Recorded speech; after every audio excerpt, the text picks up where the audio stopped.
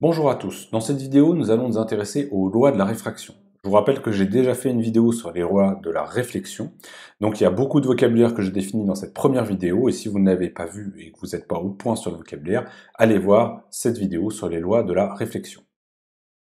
Alors justement, avant de vraiment se lancer, je vais vous rappeler deux définitions importantes. On s'intéresse toujours à un dioptre. Un dioptre, c'est l'interface entre deux milieux. On a un milieu d'indice de réfraction n et un milieu d'indice de réfraction n', et on a une surface entre les deux milieux, l'interface entre les deux milieux qu'on appelle le dioptre. On a un rayon incident qui arrive sous un angle d'incidence I, et cet angle d'incidence, on le mesure par rapport à la normale au dioptre et qui passe par le point d'impact. Donc faites attention, l'angle est donné ici entre cette normale et le rayon incident, et cet angle, je l'appelle I. On a donc ensuite un rayon qui va être réfléchi et un rayon qui va être réfracté. On a vu que le rayon réfléchi partait sous un angle R, on appelle l'angle de réflexion, et cet angle de réflexion est donné lui également par rapport à la normale. Dans cette vidéo, on va s'intéresser au rayon réfracté, donc on va aussi s'intéresser à l'angle sous lequel il repart. On va donc définir ce qu'on appelle l'angle de réfraction. On dit aussi parfois l'angle réfracté, mais c'est pas très joli, donc je vais essayer de dire proprement l'angle de réfraction. L'angle de réfraction, c'est l'angle entre la normale et le rayon réfracté, et on le note I'. Donc tous les angles, et ça notez-le bien, parce que souvent ça vous invite à faire des erreurs, si vous ne faites pas attention à ça, tous les angles, que ce soit l'angle d'incidence, l'angle réfléchi ou l'angle de réfraction, sont tous mesurés par rapport à la normale au dioptre, et donc quand vous vous intéressez à la réflexion ou à la réfraction, commencez toujours par identifier la normale au dioptre, par rapport à votre point d'impact naturellement. Alors les lois de la réfraction, vous les connaissez sûrement déjà puisqu'on les voit au lycée, donc je vais vous les donner. Les lois sont les suivantes, il y a deux lois, comme pour la réflexion. Donc le rayon réfracté est dans le plan d'incidence. Le plan d'incidence, il est donné par le rayon d'incidence et la normale, ça définit le plan ici qui est en bleu, et notre rayon réfracté appartient à ce plan. Et la deuxième loi, c'est l'angle de réfraction est donné par n sinus i est égal à n' sinus i', une formule que vous avez sûrement déjà beaucoup utilisée au lycée. Et si vous voulez voir la démonstration de cette formule, je vous invite à voir une vidéo que j'ai faite et que normalement vous avez déjà vue si vous êtes arrivé à ce point. Une vidéo qui est un petit peu compliquée au point de vue maths. Ce que l'on fait, c'est que on met des mathématiques sur la situation et on s'intéresse au rayon incident et au rayon réfracté. On applique le principe de Fermat et on démonte cette formule n sinus i égale n' sinus i'. Alors je vais vous donner quelques petites précisions sur cette formule, mais avant ça, juste pour bien insister, n ici, c'est l'indice de réfraction du milieu incident, donc du milieu dans lequel notre rayon arrive initialement, et n', c'est l'indice de réfraction du milieu émergent, c'est-à-dire le milieu dans lequel on va ressortir. On peut dire sortant aussi, entrant et sortant. Sortant, ça se comprend bien. Entrant, ça peut être un petit peu embêtant parce qu'effectivement, on entre dans un autre milieu. Donc, je vous invite à ne pas utiliser trop entrant et sortant. Sortant, ça se comprend. Entrant, vraiment, c'est à ne pas utiliser. Mais on parle plutôt de milieu émergent. Alors, on va étudier ça un petit peu plus précisément. Et pour ça, je vous rappelle quand même des petits indices que je vous ai déjà donnés dans une vidéo à l'oral, mais je vais vous les donner cette fois-ci par écrit. L'indice du vide, c'est 1, l'indice de l'air, c'est à peu près 1, l'indice de l'eau, c'est autour de 1,33 pour toutes les applications numériques que vous voulez faire. Naturellement, l'eau peut varier fortement un indice, donc ça, c'est vraiment une valeur moyenne. On va l'arrondir très souvent à 4 tiers pour les calculs, ça rend les choses plus simples. Et l'indice du verre, 1,5 ou 3,5, pardon, c'est une erreur ça. On peut prendre l'indice du verre à 3,5. Alors regardons ensemble un peu plus dans les détails cette loi de la réfraction.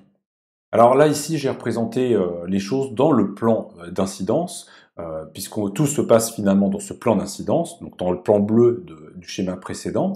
On a notre rayon incident qui arrive ici, on a le rayon réfléchi, on a le rayon réfracté en vert, et on a notre normale ici, et notre dioptre qui est représenté horizontalement. L'indice n au-dessus, l'indice n' en dessous. On a donc un rayon incident qui arrive à un angle I, qui est réfléchi sous un angle R', donc ça c'est rayon réfléchi, et on a notre rayon réfracté qui ressort avec un angle I'. Là, je me suis mis dans une situation qui est bien particulière, puisque si vous faites attention, I, ici est beaucoup plus grand que I'. Donc I est supérieur à I'. Et on va chercher dans quelles conditions on va avoir ce type de hiérarchie, I plus grand que I'. Alors, I plus grand que I', supposons ça implique que sinus I est supérieur à I'.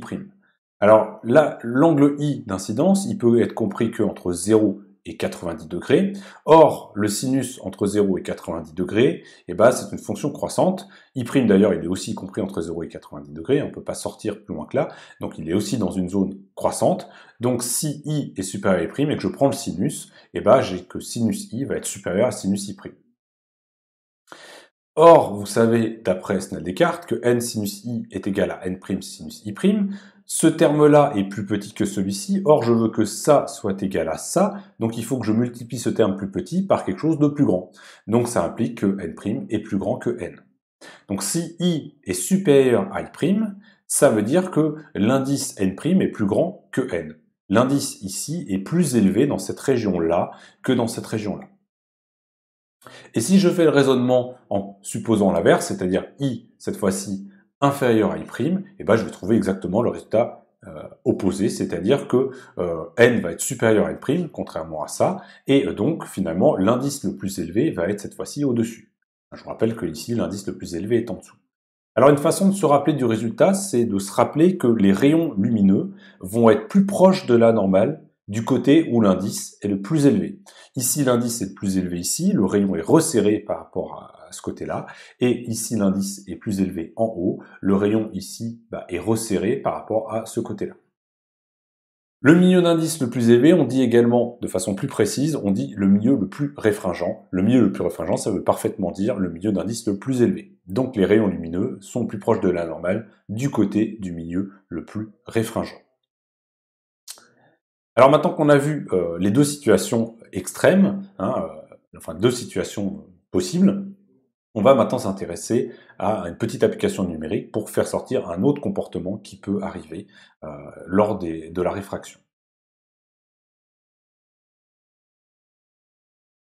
Alors, application numérique, imaginons que en haut, on est de l'eau et en bas, on est de l'air. Donc là, on se retrouve dans une situation où le milieu le plus réfringent est au-dessus. C'est ici, l'indice ici est plus important que là. L'indice de l'eau, je le rappelle, c'est typiquement 4/3. L'indice de l'air, c'est 1. Donc finalement, notre rayon ici va être plus serré par rapport sur la normale par rapport au rayon réfracté.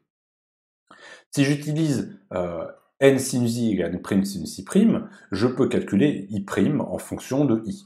Et donc j'obtiens que sinus i' c'est égal à n sur n' sinus de i. On va faire deux petites applications numériques et dans deux cas de figure. Dans le premier cas, on va supposer que i est égal à 30 degrés. Si vous faites le calcul, vous allez donc avoir sinus i', je reprends cette formule, je remplace n par 1,5, n' par 1, et le sinus de 30 degrés, c'est-à-dire 1,5. Et si vous faites le calcul, vous allez trouver que le sinus i' doit être égal à 0,75. Vous prenez votre calculatrice, vous faites attention dans quelle unité vous êtes. Si vous êtes en radian, vous allez obtenir un résultat en radian en prenant l'inverse du sinus. Et si vous êtes en degrés, vous allez obtenir directement le résultat en degrés. Donc là, on va le faire en degrés, et vous trouvez que i' fait 48,6 degrés. Donc vous voyez bien que i' est plus grand que i. C'était ce qu'on avait prévu. Très bien. Maintenant, deuxième cas de figure, supposons que i soit égal à 60 degrés. Donc on va refaire le même calcul, on va utiliser la même formule, elle est toujours valable, elle n'a pas changé cette formule, c'est toujours la même. Et donc la seule chose qui va changer finalement dans cette formule, c'est le sinus de i'. Plutôt que de prendre sinus de 30, je vais prendre sinus de 60 degrés. Et donc sinus i', c'est 1,5 sur 1 fois racine de 3 sur 2. Et si vous faites cette multiplication, vous allez obtenir quelque chose qui tourne autour de 1,30, 1,30, 1,3, quelque chose comme ça. Et si vous prenez l'arcsinus de ça, votre calculatrice va vous faire erreur. Erreur, pourquoi? Ceux qui sont matheux l'ont tout de suite vu, j'espère, c'est qu'un sinus, ça ne peut pas dépasser 1. C'est une fonction qui ne dépasse pas 1. C'est une fonction qui oscille entre -1 et 1, mais elle ne dépasse jamais 1. Donc si vous voulez que votre sinus soit supérieur à 1, c'est tout bêtement pas possible. Donc là, on a un problème matheux, cette formule ne marche plus, elle ne marche plus lorsque j'atteins 60 degrés. En tout cas, c'est ce que je suis en train de dire. En fait, ce qui se passe, c'est qu'il y a un phénomène important qui va apparaître, et je vais essayer de vous le présenter dans le transparent suivant. Alors, reprenons la situation exactement comme précédemment, mais cette fois-ci, j'ai retiré juste l'eau et l'air, hein. On a ici un indice plus élevé que de ce côté-là. N est supérieur à N'. Et donc, ici, de ce côté-là, on est plus serré par rapport à la normale que de ce côté-là. L'angle ici est plus grand. Si maintenant, j'augmente l'angle d'incidence, ce qu'on va obtenir en utilisant n sinus i égale n' sinus i, c'est que si j'augmente i, eh ben, je vais augmenter le sinus i, et donc je vais devoir augmenter mon sinus i', et donc i'. Donc si on augmente l'angle d'incidence, on augmente l'angle réfracté, l'angle de réfraction. Donc ce qui se passe, c'est que si j'augmente mon angle, que je me retrouve avec un angle comme ça, je vais avoir un angle de réfraction qui va être plus grand. Et au passage, d'ailleurs, l'angle de réflexion aussi. L'angle de réflexion, pour l'instant, ne nous intéresse pas, mais il augmente également. Maintenant, supposons que j'augmente encore. Il y a un moment ou un autre, je vais obtenir un angle pour lequel, ici, je vais avoir un rayon qui va être pratiquement horizontal. Et si je continue d'augmenter, qu'est-ce qui se passe? Si j'augmente, que va-t-il se passer? Alors, avant de se poser cette question, posons-nous la question de sous quel angle d'incidence je dois envoyer mon rayon incident pour obtenir un rayon horizontal. Donc, là, c'est facile à calculer. L'angle de réfraction, lui, il peut pas dépasser 90 degrés, hein, l'angle de réfraction ici. Donc, il faut prendre cette formule et la prendre à l'envers. On va dire, voilà, I' vaut 90 degrés, donc que vaut I? On écrit cette formule, la formule qui est ici, et on va chercher l'angle I maximal qui donne un angle de réfraction qui vaut 90 degrés. Donc pour cela, on écrit la formule ici. Je vais noter cet angle limite, parce qu'on verra que c'est une limite. Cet angle limite, on va le noter IL, et on cherche n sinus IL, qui est égal à n' sinus de 90 degrés. L'angle de réfracté, on le veut à 90 degrés. On obtient donc que, en prenant que le sinus de 90 degrés, en se rappelant que ça vaut 1, et on a que sinus de IL, finalement, je vais prendre ce n et le basculer de l'autre côté, j'ai sinus de IL qui est égal à n' sur n. Et ça me donne l'angle limite. Alors, quand je envoie un rayon sous cet angle limite, j'ai un angle réfracté sous 90 degrés. Maintenant, qu'est-ce qui se passe si je dépasse? En fait, si vous dépassez l'angle limite, la réfraction disparaît totalement. Il n'y a plus de rayon réfracté. En fait, il ne va pas basculer de l'autre côté, hein. Non, il va purement et simplement, la réfraction va disparaître. Alors n'oubliez pas, il y a toujours la réflexion, hein. Quand j'ai été ici sur mon rayon vert, j'avais encore la réflexion et j'avais encore la réfraction. Mais quand vous arrivez et vous dépassez cet angle limite, ici je suis à un angle plus grand, je n'ai plus de réfraction. Par contre, j'ai toujours la réflexion ici en rouge, en orange. Et c'est ce qu'on appelle le phénomène de réflexion totale. La réfraction disparaît. Alors pour conclure, on va voir ensemble un petit résumé de cette réflexion totale pour éviter de se tromper. En fait, il y a deux conditions pour avoir de la réflexion totale. La première condition, c'est que on s'intéresse à un passage de dioptre d'un indice plus réfringent vers un indice moins réfringent. De façon simple, il faut que l'indice n ici soit plus grand que l'indice n'. Déjà, c'est une première condition. Il faut passer d'un milieu plus réfringent vers un milieu moins réfringent. Une autre façon de le dire. Donc ça, c'est la première condition.